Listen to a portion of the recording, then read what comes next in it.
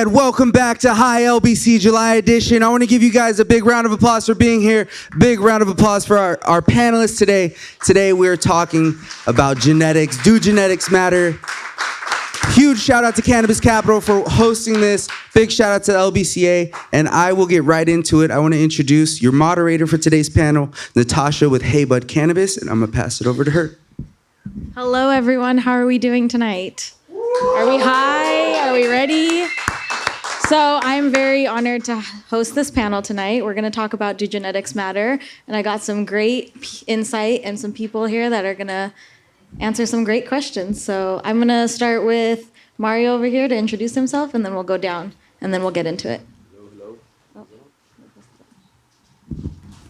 Hey guys, I'm Mario Guzman, aka Sherbinski, creator of Gelato, founder of Sherbinski's, and I'm happy to be here.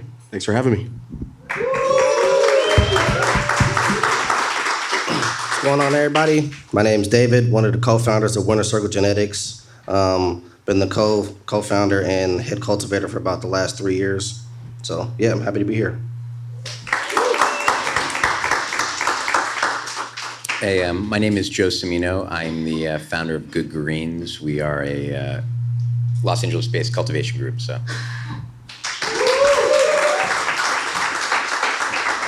All right, so let's get into it. Do genetics matter and the disconnect between growers and dispensaries? I'm going to start the question off by saying, from a cultivator standpoint, why do genetics matter? Whoever wants to start. I think it's because it's like it's why we do what we do. You know, just kind of the idea of finding something special, the idea of finding something unique for yourself or to be able to share with others. And I think, you know, it's just a wonderful plant. I mean, we were literally just talking about a few minutes ago. It's always kind of about that hunt of finding something that you're looking for. I mean, the whole reason I got into growing and breeding was trying to find stuff that I really liked and was into. And for me, it was always kind of about trying to, you know, you're always kind of chasing that, like, you know, that flavor, you know, something new, or, you know, hey, you know, somebody else did something really cool, you know, so. I always like to compare cannabis to food because the experiences we have with food are really similar to cannabis. You try something, you smell it, you break it down, you're looking at it. You know, it's a lot of the similar things. So all of us have favorite restaurants that we go to, and that's what makes cultivators different. All these different restaurants you like, you get this from this one place, you get this from there. It's, you know, similar. So with that being said, what do you guys look for when you're trying to pick these genetics? I mean, we were talking about it too. You know, I start off by, you know, the viability of the seeds. You know, I mean, I'm just like, you know, how fast are they all popping? Or there's weirdos, and I start just picking off things that are just irregular, you know, things. And I think the selection process starts off really early, and it's kind of survival of the fittest from out of the gate. And then I think from there they start getting bigger. You start looking at things like structure. You know, how you know, you start thinking about, okay, if I'm cloning this, you know, what's this going to be like as a mother? And also depending on, you know, there's a lot more to it, but I'll let the fellas talk. But, you know, depending on what, you know, back in the day, we would grow in garages. And so we didn't want plants that stretched. You know, there was OGs and things, but we figured out how to scrog and trellis and, you know, do different techniques to keep it down. But plants that yielded that, you know, we could do what we wanted, that were short and fat, like that was, you know, favorable. So it really is, you know, in the eye of the beholder.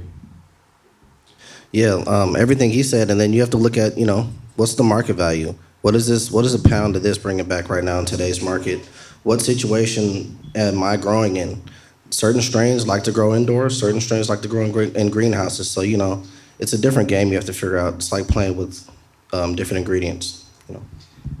You know, the last thing you just said, Mario, was, you know, the values in the eye of the beholder. And why I think that's really interesting is because the breeder sees that strain a certain way. The grower, the cultivator, is looking for phenos that may yield better, or, you know, and then ultimately the customer wants a certain product, right? So in order for kind of all three of those elements to line up where it's like, you start talking about seed viability, is this going to yield enough where it's actually going to make sense? Is it commercially viable in a certain sense? Right, exactly. Because at the end of the day, it has to be. And that whole phrase, and I know that's like a key one, right? As breeders, we keep on hearing that commercial viability. Like, fuck you. It's like, well, but if it's crazy because if you have these expensive overhead, right? Some of these companies are spending 100, 150,000, 200,000 more, right, per month. And it comes down to if they have a strain, maybe it's not like the hottest strain, but they are able to get a pound more per light or whatever their system per square foot that they're measuring it by. It's a substantial difference for them, So it's what I see, like when I go to Salinas and I'm looking at, huge facilities, thousands of lights. It's sort of like, do these genetics serve you in your environment? Basically, it's because it's different for people, right? And some shit in my system, I might get tiny ass little buds and it's not, but then someone grows it outdoor in a greenhouse and it's pulling. So that's why I like to take genetics, even if they don't really work for my environment. I'll share them with people and let them kind of see, and if it works for them, then, but I really do find, I think that was one of the questions too, is like, how does the environment affect these genetics? It's everything. Like if we were all homies and we all had a gelato cut, same cut, we grew it in our own rooms, it's just gonna be a little different, like every little batch, right? So it's like the temperature, where you're at, same lights, same everything, identical, just being in a different city. The climate, you're close to the beach, you're in the desert, how fast it dries, how fast it cures. It's amazing. It's actually part of what I love about cultivating. So as growers, we know that genetics matter to us and we care about this plant and we have passion when we're growing it. So how do you guys feel about the name game effect on cannabis genetics? Like how did the name game affect cannabis genetics? The name game took cannabis to a totally different level. I know everybody remembers probably their first transaction, you might call it. You probably bought it in a little clear, tiny little bag with some kind of symbol. That was the first form of packaging, of branding. That's how you knew, oh man, was it the dollar signs today or was it the triangles, whatever it was that differentiated. So it made it easier for cultivators and for people that were just marketing and selling cannabis to say, okay, here's the differences, which one do you like? And it makes it easier for them and for people to figure out, what am I smoking? You don't just want to buy something to smoke it. Man, I got really sleepy yesterday. I didn't want to go to sleep. I usually buy stuff from you and it keeps me up all day, A lot of people use this while they're working at work, doing, I could talk on and on and on, but that's what I think. It's funny just listening to you. I recall at first it was like Hetties. Growing up, I'm from Boston originally, so it was like the high quality weed was called Hetties. It was always typically indoor, and it was typically, it didn't matter what strain it was. It was just, kind of lumped into one class, sort of, right? And I think, you got to look now at how much people are just chasing certain flavors. Doesn't necessarily even matter how it's grown. It's literally they're just chasing those flavors specifically, those strains specifically. So, I mean, and if you want to just shout out kind of the history of it a little bit, right? Like Maui Wowie and Acapulco Gold and a lot of these, like, still, a lot of us never got to experience that, but back, our parents or people in the 70s, like, that's all they talk about. And they kind of experience, like, and I don't know what it was, but, and I'm actually, a friend of mine in New York, we've been kind of studying it, and he has a book from the 70s, and they talk about these different techniques of how they would cure the plant, because there would be these high humidity environments in these different countries. And so they would use, like, and this is kind of, you ever like learn about like what Thai stick was? And because if you look at it, everyone's like, Thai stick, there ain't nothing like that. And our parents talk about it and shit. But you look at it, it looks like some dried up turd on a stick or something, right? And then you're like, well, how did it get like that? Well, what happens, a lot of it I'm learning is they harvest it wet, and then they kind of wrap it in corn husks. They kind of tie it together, right? And, the bud real tight. And then they kind of wrap it in corn husks, and then they put it in like a hot, basically there was no dehumidifiers, there was no fucking, it's like a hot ass, it's humid, you're growing weed, so it would all mold. So how they would do it is it would be like in a house or some sort of like, and it would be 90 to 100 degrees or whatever in these corn husks, and then it would kind of ferment and go through this process. I could go on and on, but We could all go on. look and it on up, about this. YouTube, ladies and gentlemen. So with that being said, how do you guys feel about the name changes of like this, the renaming of strains? Get your money. I think basically, look, people grow weed. There's always like, I was talking about like fruits and vegetables, right? When you go to the grocery store, sometimes the blueberries are good, sometimes they're not that good, you know? You buy the same organic brand every time. How come they're sweeter sometimes? How come they're not? So then as buyers and kind of tastemakers, like in the state of California where I work, it's like I want to go to these farms and I want to taste the weed and I want to batch to batch, maybe be like this, hey guys, this time you didn't really hit the mark, but like, let me get this, and next time you go and you kind of reward the growers that really put in the love and the attention for that batch, right? And I think that's what kind of keeps us all in business, you know, part of it. But I just think that if there's good flower and if it can help somebody's brand, and it's a cheesecake that no one really, but somebody's growing it and in their system it's working and someone can buy it and then they can make a margin, then why not? You know, so a lot of people took my genetics and they renamed it and they bred it and they called it something else and it created part of our culture. So that's just one side of it. Dave, you wanna?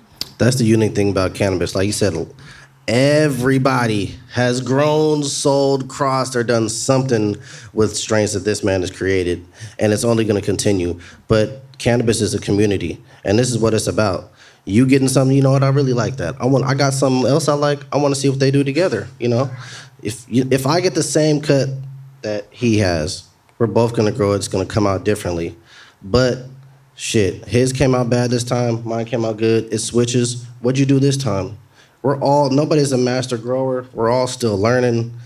The cannabis community is all about knowledge when it comes down to it, because it's all about what the consumers are buying, what you're growing, what works for you in your situation, what helps the pain that you want, you know, what helps you go to sleep. You know, I think that's a big point. And that was also my next question. How do strains differ from grow to grow? I mean, you touched base on it, so. I got some friends in Mendocino, some old school cats of mine. We call him King Dave up in Mendo. But he has a spot that's about 2 miles from the ocean. He has a spot that's 5 miles and a spot that's about 10 miles from the coastline. And it's crazy because he'll grow the same exact strains, do the same thing in all the 3 spots, but there's a sweet spot. And we found it's between like 5 to 7 miles from the coast. That cold fog rolls in, Yeah. and the terps are just, you know, they're at least, 4 or 5% higher than the other ones.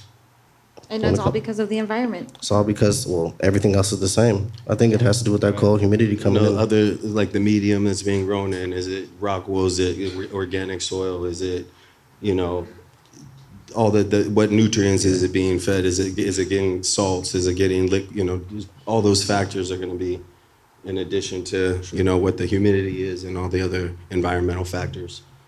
And I think also too, you could grow the same genetics, use the same nutrients, almost everything the similar except one little thing from grower to grower or one area, outdoor, sure. indoor, greenhouse. You know, we're looking at all different types of growers and genetics, but sometimes it comes up to being like 50 million different Cushmans or different. A lot of it's even exogens. like temperature, like in Sacramento, a lot of people grow, right? And if it gets super hot and ACs go out, or like there's certain environmental things that will cause damage to the flower, right? Where if you're in other environments where you don't deal with that, but you might have a bad spider mite issue where you're at, you know? So there's like, again, that's what I like about growing, because there's always different challenges wherever you have a cultivation. And, you know, it's always just something like, okay, what is it in this environment that's gonna like cause, because it's not if, it's when. You could come in and have cultivators that are just starting, you could come in and kick ass, but unless you're really on top of your SOPs and your systems and your processes, then it'll catch up to you. Yeah. I was gonna say, I think every good cultivator kind of knows in their rooms where you have kind of something off, where it's like always like a little warmer, or it's like by a fan, so like you get like like a little bit too much airflow over by like you kind of like literally growing the same strain over and over again. You start to see like literally just the differences, like you kind of were talking about how just small little changes even within the same room. Yeah, Or what's are going on totally in the different. soil, what's going on in the medium. There could for be sure. things get locked up. You guys know. I mean, everything's perfect, and you're just like, yeah, this is gonna be it. And then all of a sudden, you're, what the fuck? Like, and just things stay the same for 2 weeks. And it's like there's always these. I mean, again, this is what I love about it. It's always something new, and it's just kind of that. I think as cultivators and as like when you love what you do and you want to, it's ultimately about presenting something special, right? Going back to high school, why I stopped buying, like, in the early 90s, I stopped buying the brown weed and I started spending a lot just for a little bag of green weed, because I wanted to have that something special that gave me a special experience with one of my friends, or and it was fucking cool, because when I pulled out the fire, it was like, oh, Mario's got the fucking fire, like all of a sudden we're creating that community. And so I think even now, as we're grown, and it's like it's still the same thing. It's like we're all still kind of have that kid side of, and that kind of promotes that competitiveness like within us that I love. So we've talked about what we like about genetics. Is there anything you don't like, or just certain genetics you want to stay away from? Stay away from hop laden virus as much as you can. No, but in all honesty, genetics comes down to, for me, I only like to get genetics from people that I know are growing, or like that are trusted. When you build these facilities, it could be your first grow. You get some dirty genetics from somebody, and it could really change your whole motivation, because it gets challenging. You run into a lot of things. There's a lot of bugs that you have to, that you have to battle. But I think right now the industry is at a weird point, and it's because of oversaturation of product, but then not just product, a lot of the same product that's grown not the best. So I think that oversaturation is really helping drive the market down, which hurts everybody on the cultivator side. Do you want to add Kind of anything? on a tangent.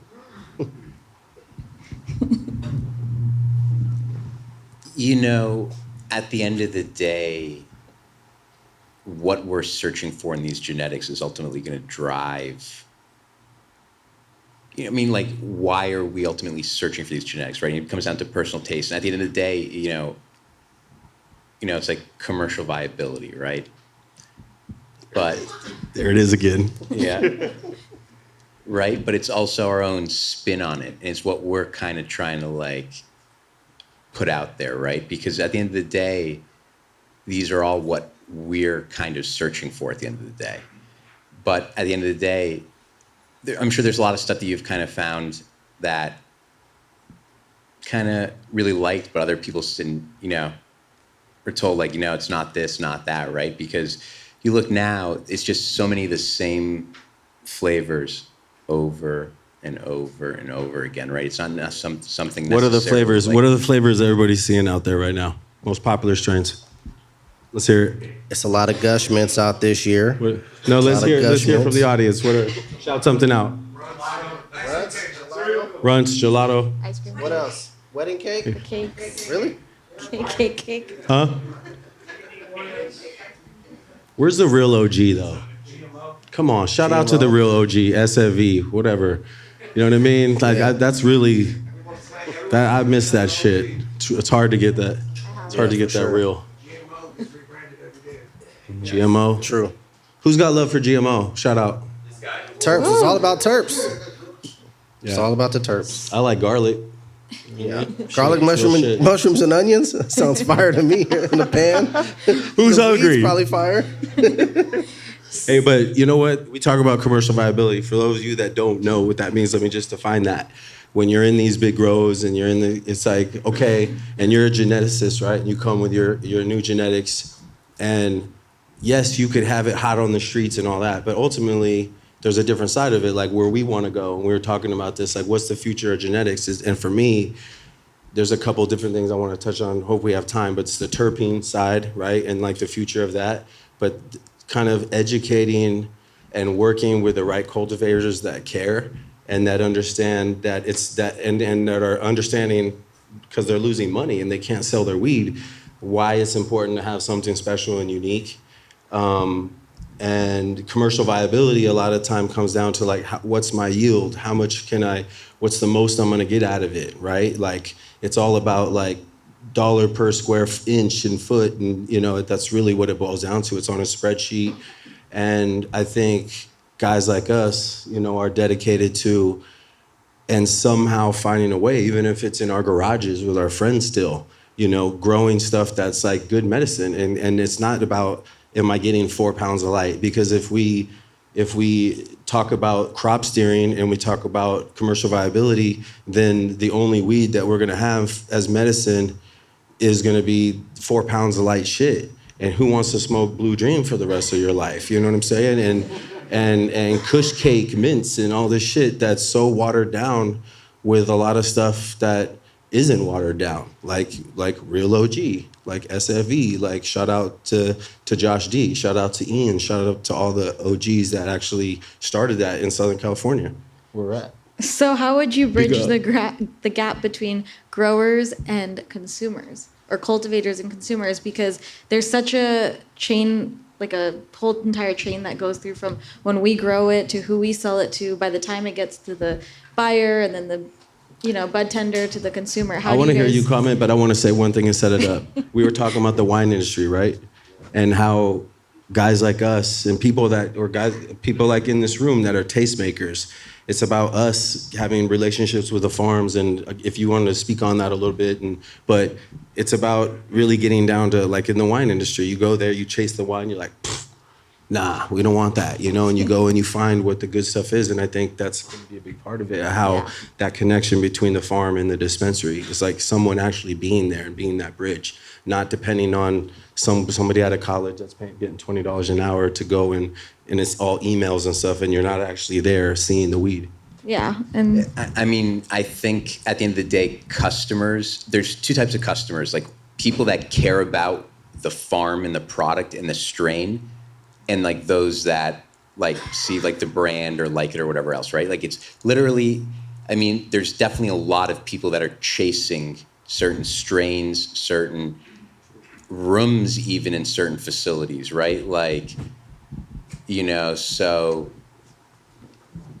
at the end of the day, I think customers, the ones that are willing to pay for it and understand it, are the ones that are really driving like a lot of that kind of,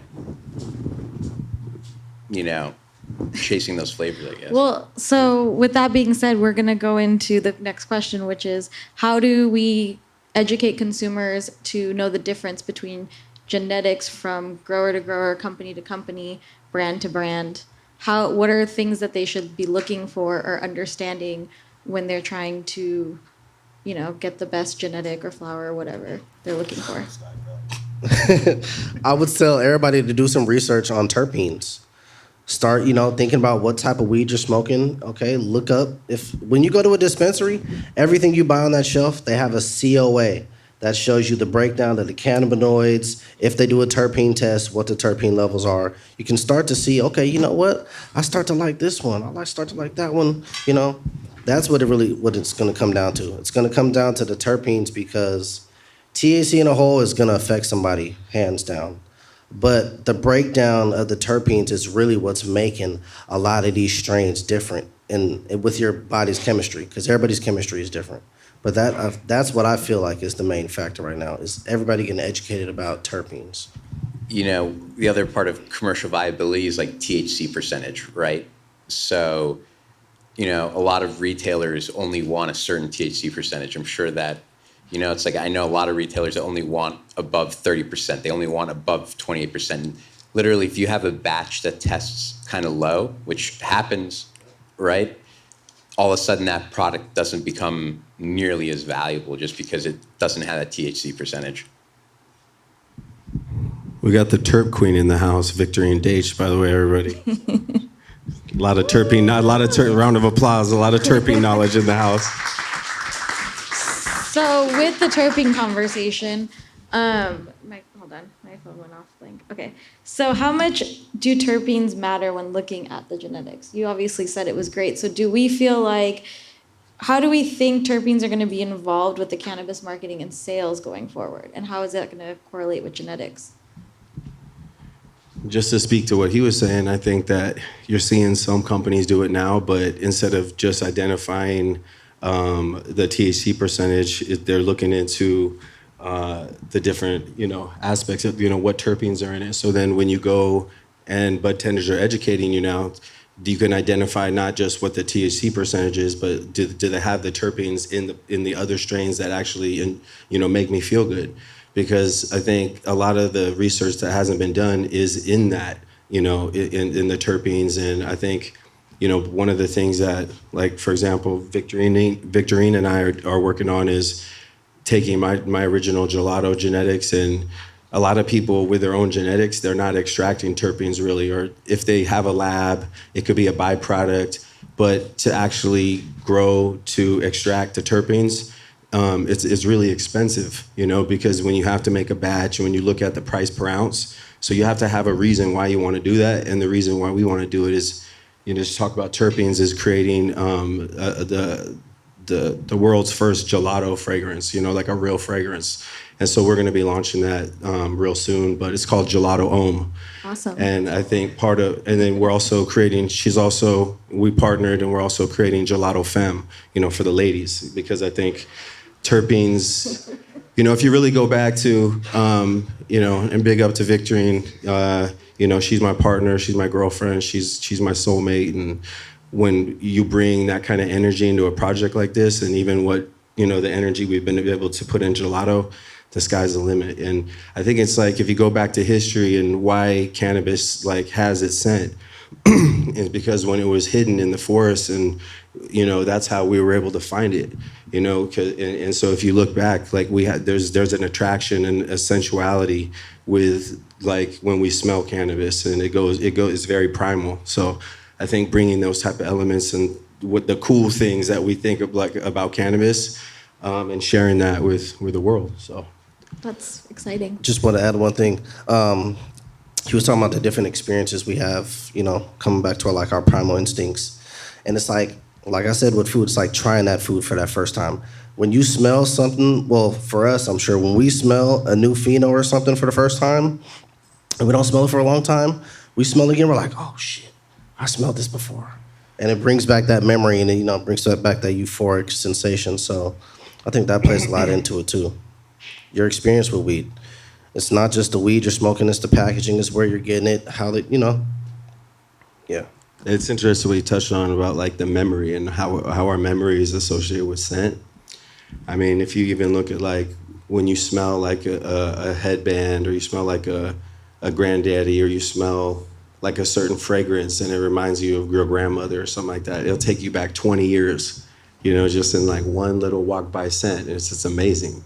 Right? Just the association we have, or just my favorite part is just opening up a pack and just rolling it back, right? And then just kind of moving it around, and everyone's got their own little heady way they do it. It's don't get your nose too far in there, but just opening that bag and smelling those terpenes is just, love that part of it.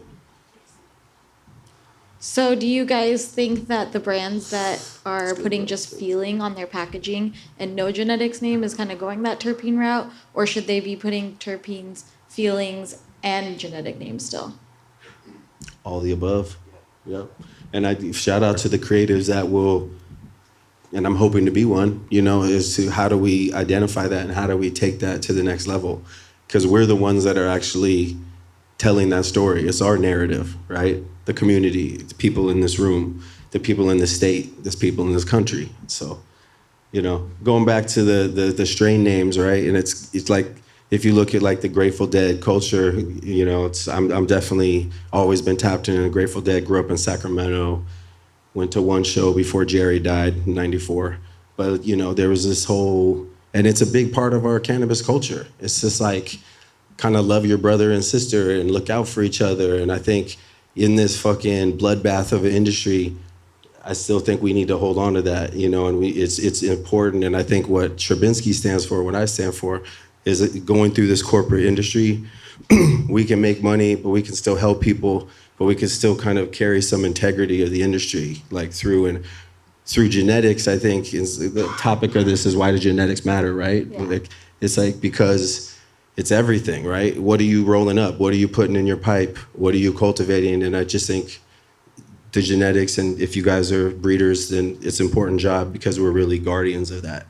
Well, I know we touched base a little bit when we were in the back, so I'm going to bring this question up. What do you guys feel about some of the older genetics coming back in? I know we were talking about the sour diesel and some New York stuff happening, and a few I know OG is trying to make a comeback right now. So what do you guys think about all that? It's like nostalgia for me. Like, I grew up in the Northeast, so growing up smoking like sour and like getting that sour, like, like the one, like I haven't seen it in a while, right? In like a lot of years, right? And I'm like, and I kind of wonder if it's literally me just looking back on it and thinking it was just that fire at the time, right? Maybe it's as good now, right? It's just weed in general is better or something, right? You know what I mean? Like, do I really remember it if it was that good, right? But we take good strains for granted. Absolutely. So absolutely. Shout outs, and let's give the flowers to the flowers, while they're still here, because there's lost strains, right? And I think like, for example, in short, like when I decided to kind of hold on to my original gelatos, like the Bacho, the Mochi, the Jello, the acai berry, and I was like, fuck it, people are gonna start breeding with all my shit. I already know I'm not gonna be able to keep up. I was like, but I did this shit, and this is my shit. And I know my friends like Josh D, they just did OG, and basically they still rocking because they grow it good and they give a fuck, and they not only are they part of that history, they are the history. And so I thought, let me just be like Thrifties, right? And where I got the name for Sunset Sherbet, and let me just take my flavors and let me just fucking do them right. And I'm still here. I'm still getting through this shit, and I'm proud that I still got my shop. And so I think, like, if you have a strain, or if you have something that you created, or if you put your time and effort into it and you're passionate about it, hold on to that motherfucker and protect it with your life, because you're a guardian of that genetic, you know what I mean? And there's a spiritual side of that too that I 100% believe in. And and who if you put in that work and you're a portal for that, you have energy and who that's gonna fucking go to, and you deserve to be paid for. You should make there's nothing wrong with having a living and helping people. I think that's why I love this industry. Would you guys like to touch base on the price per pound right now? I'm just kidding. Damn it, you said you wouldn't go there. Trash. I'm The just market's kidding. trash right now. I feel, honestly, I just... For the hard work that we do. When your family, when it's good. When you hurt, and we hurt together, right? And the reality is, in any business, even we sold fucking shoes. Like, yesterday we were selling them for 100 pair. Now it's fucking 50. It's like, wow, when you look at the business model, that affects it a lot. But Yeah. I think it's forcing a lot of people that don't belong in this industry out. You know what I mean? Which is, I think, I welcome that. Because a lot of people that just, if you're not in it and if you're not really about it, and there is no plan B, then you're not gonna make it. You know what I mean? You're gonna be out. And this isn't like a part-time real estate job. This is like our lives. These are our children. And so I think this year and last year and this year and next year, you're gonna see a lot of maybe brands that were popular, they're not gonna be around anymore. Or they might have they'll be in a few dispensaries or this and that, but they're not generating money or wealth for themselves or their families. And so, but I'm also seeing processes and good executive C-suite in your company is an essential now. If your operations aren't tight, then it's really hard to survive, because you have to crunch numbers down to the cent, because these other motherfuckers are, and they got smart, really educated people from all over the world that are working on this shit every day, figuring out how to beat you. And I just think, which I love. I love the competitiveness of it, but meaning it's important to be running. Don't have, dreams and wishes that you're just going to do it like you used to and trap out and everything. If you're going to do it legally, it's have a good team. Bring on a CEO. I think we definitely have to pivot a lot in this industry. Every other day, something changes, rules change, regulations change, new things come up. So if you don't know how to pivot in this business, you're going to fail. The industry isn't going anywhere, though. Like, the that's the industry's thing. not going anywhere. You just have to learn to adapt with it. Yeah, 100%. Yeah, no, just to speak to your point, like, the industry's not going anywhere, so we'll figure out the business, right? So, like, wherever it lands, the people that are passionate about it, we'll figure it out. And if the numbers are going to be different, you're still making your strains, your products, and I think that the industry is really going to grow into other types of industries, whether you're going to have an experience for someone on your farm, or you're going to drive vans around for people to be able to go, and there's going to be Napa Valley type of ish places developing, and I think there's going to be other things for people like us that are in the industry. Maybe we're not growing weed and selling weed anymore, but we're running some sort of different type of, ancillary thing or in the industry. I think there's going to be a lot more of that. Yeah, I think right now, at least for the next year, 18 months in California, the cream is going to rise in terms of the business. Like, yeah, I agree. If you can't operate a business, you don't have a product that people really desire and actually want to buy, I think you're basically competing with, the same strain, XYZ that everybody else has. And, at the end of the day, reputation is everything. It just absolutely comes down to that, because as a breeder, putting your name on this genetic, this strain, it may not be like my personal favorite, right? I may not like that, terpene profile, right? But I can at least get that he's, verifying it to a certain extent, right? Like, put your stamp of approval on it, right? And again, at the end of the day, if you say it's going to smoke proper and be legit, that goes a certain way, especially, right? So at the end of the day, it just goes back to trying to, who's putting their word on it. Yep. Yeah, sell the product and what the market wants versus what you guys want. So if there was any genetic you can grow, no matter what the market wanted, what would it be? The one that gets the most amount of money. For your own personal use. What's your favorite genetic? What's your favorite one to grow? What's the favorite one to smoke? Gelato. That's a really hard question. Yeah, because there's so many. Whenever I start smoking on one thing, as great as it is in the beginning, it gets old after a while. Yeah. And I have to switch things up. It's like eating the same food all day, every day. Yeah. Regardless. My dream garden is like, I got like 2 plants of like 20 or 30 varieties, right? You got just a big variety, or a light of this, a light of that. You're like, and you go through. Blend them all together. Whatever amount it is, And then, because like strains are like a medicine cabinet, I look at it, right? And like when you cure it right, you put in that love and you do your deal with it, and then you kind of, if it was all in jars, right?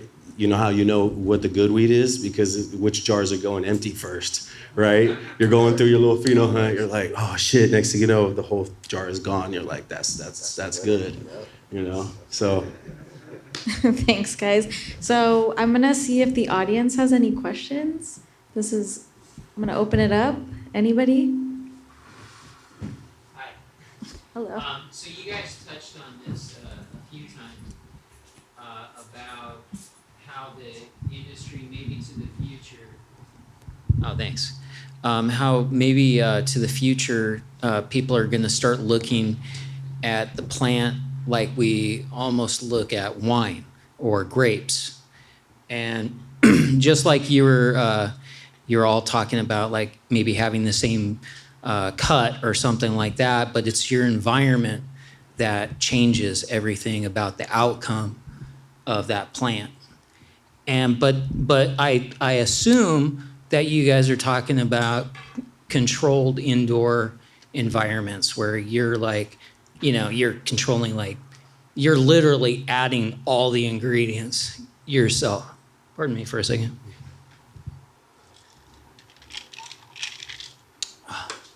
Had to have some mellow vibes. 250 milligram shot there. If you guys haven't tried with you, those, man. We're you with might you. want to Locked come and into loaded. my room and try that. But at any rate, Welcome to Stravinsky Airlines. Was there a question? Just kidding. yeah. Wrap your shit. No, I was getting to the point. The point and The wine, you're talking about the and wine. you brought it up too, like wineries and things I'm with like you. that. So what I think is like do you think like the future for cannabis cultivation is really all about almost like the wine business with microclimates and really like understanding the soil and the terroir for weed, and then like certain regions will be better for certain strains and I think that'll be really interesting. And then it's like you truly will have a brand that is surrounded by an environment and a culture and there's just more to it, I think, and I think like that could be the future, and also further premiumization of like ultra premium weed, where it's like, okay, yeah, there's only like there's only one block, there's only one, just like in the wine business, there's only 1 acre where Opus 1 is grown. Okay, 100%. so it's like I feel like that's where it's going.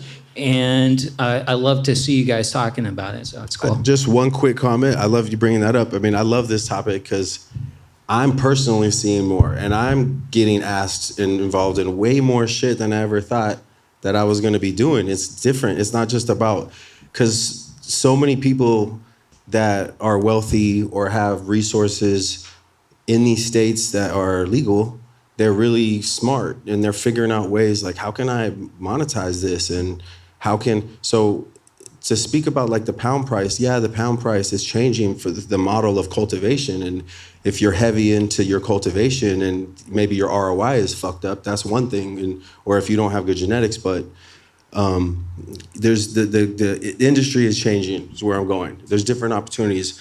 But I think like one thing that came up for me is like, look at some other, we're talking about white labeling, right? Yeah. We went to this little winery, last year, and Kevin's like, oh, you need to go to this place. It's really nice, and they have great wines. So I go there, and I'm not really a wine guy, right? I like wine, but I don't really know like heavy into it. So when I sit down and I start looking through their lists, and then I'm like, okay, what's their list? And then they have all their wines, and they come bring them out, and then their last one is like their shit, like this is our whatever, right? And then I start asking them, and I go, oh, so this is all from one field? Or this is like one strain? And I'm starting to think about it like cannabis. Oh, no, this is our blend. I'm like, blend? What does that mean? And then he's like, oh, these are just blends we do. And I start thinking about it. I go, these motherfuckers are buying cheap grapes here, they're mixing it together, they're putting it on a bottle with the label, and that's their blend. And they've got their little bougie little thing. And so what I'm saying is, the Opus, right, is one part of the industry. The blends and the labeling and all the shit, like it's kind of like we got that in our industry too. It's already happening, right? Now it's just going to be about what are those experiences going to be like. Go ahead. Well, that's what you guys made a good point earlier about how we do your research in the brands that you're purchasing from, the cultivations that you're purchasing from, the growers. We've got massive farms that are just doing it for the weight, and it's whatever weed, and then you've got cannabis that are craft grown and small batched, and those are for the people that are strain connoisseurs and are looking for certain things versus just people that are trying to get high. And we have a market for everything. You've got your low end stuff, you've got your high end stuff. It's just depends on the consumer, but there is that disconnect, and the only way we're going to fix that is by having panels like this, having education, trying to talk about terpenes and getting more into those conversations so that we can show average consumers, because not everybody knows what we know here or that are in this industry. There's a lot of newcomers coming in, they said, oh, cannabis is legal, I just want to get high, and they might not know anything. And so the more we continue this education, the more the growers get involved, I think we'll see a lot of changes throughout the next 2 years, 3 years, 4 years. I agree. Yeah, it all comes back down to the cultivators. Like you said, within the next 18 months, you're going to really see the cream of the crop start to, it's going to be a clear divide because there's going to be people that are doing it for their bottom line. They're just doing it to make some money. Then there's people that are trying to do it right, produce good medicine and something new. Like you said earlier, find something that works for you at your spot and run it. Do it good. Be the best at that. That's what makes all of these wineries special. They might, some of these farms might have the same grapes. They're growing them on different hills. The sun sets differently on this patch, this side of the patch. Different things like that will affect the cannabis and make it better or worse in somebody's opinion. You could have two different things that one person likes, one person doesn't. It's all about personal preference. The structure, the frosty, the trim, how it was cured. A lot of this weed out here isn't cured right, and that's affecting it too. But coming back to what you were saying about how the cannabis can be just like the wine industry, every day after you harvest that cannabis, it's deteriorating if you don't do it the right way. And there's only so much you can do. And you might get a year, maybe, if you do it right. So that's going to be the main difference, is shelf life. I just wanted to... Yeah, but you can also harvest eight crops a year. True, but it all comes down to the batch. I always wish, imagine if you could save some of the best batches you ever had. You know what I mean? You could put it in a little jar and it was like wine. You just kept it in the fridge. And you'd have some 92 Kush or something, right? That would be fun. It was fucking 7,000 whatever a zip. And then you go to a bar or something and give me that top shelf 90 fucking 7. Whoever figures that out, fucking sign me up. Yes. Preserve the cannabis best. Is it? You know, Just use argon gas. Huh? Really? Next Frankenstein weed? Next eighth you get, open it up, use this product called Wine Life, that's from the liquor store, and spray it in, and then you'll last a year. Isn't that the same shit that they Does it- inject in potato chip bags and shit? No, it basically, argon pushes oxygen away from the headspace. It pushes it to the top so that it never touches the top. It's like you never Okay, talk to me. So I guess you guys are gonna have a discussion after this because I'm gonna get yelled at if I keep going over the Hey, top. this is the connoisseur shit we come here to learn. Who's driving to right? Home Depot? Well, but I mean, look, I think, even within the wine industry, I think at the end of the day, the customer, it all depends because you got people that care about it that are, but like Opus One, I mean, how many bottles are produced on that 1 acre versus the total amount of wine, produced in the entire world? It's like, I mean, I don't even know what 0.000001, or something, right? So while they do have this name that everybody knows and they are successful on, that level, right? There's such a small percentage of it all at the end of the day. But you were talking about the brands, right? And then I think if you look at some of these popular cultivators, they're sold out before they even harvest. And I think those are some similarities. We used to talk about that way back in the day. Be like, oh man, it's gonna come. And if it's fire, it's like wine. It's gonna be pre-sold, dog. You know what I mean? And really, even back with the gelato when we first started, people would literally just drop stacks and be like, when it's done, I want it all. And then it was like, well, 10 people want it, and then you only got a certain amount. What happens to the price? Hey man, I only got, but if you give me 500 more, I got 10 for you. Be like, and so I think that's part of it too, how we bring the value back, right? It's everyone's growing the same thing, so we've devalued the whole industry. But we need to support each other, the cultivators, the people that do give a fuck. I really part of the reason why I came here. Shout out to Be More Blunts. Shout out to my boy Christian. He was actually my accountant 20 years ago, and we became friends in San Francisco. And he was working with dispensaries, and he was doing accounting, and he ended up, just what he's doing now in the industry. But just support the people I think part of like us the surviving growers. is, yeah, it's just support the women, support the small business, support your friends, support the people that need the support, you know, whether they're growing the good genetic or something, you know. Support the small businesses and the small We're all in this farms. together, man. Support your We're all community. gonna survive. It's simple, but it's true. Yeah. Like really, like those little things matter. Well, thank you guys so much. I am honored to Thank be you. here sitting next to all three of you. I was freaking out earlier today, so thanks, guys. The conversation was amazing. Thank I you. hope you guys all enjoyed it. Thank you, everyone, for coming.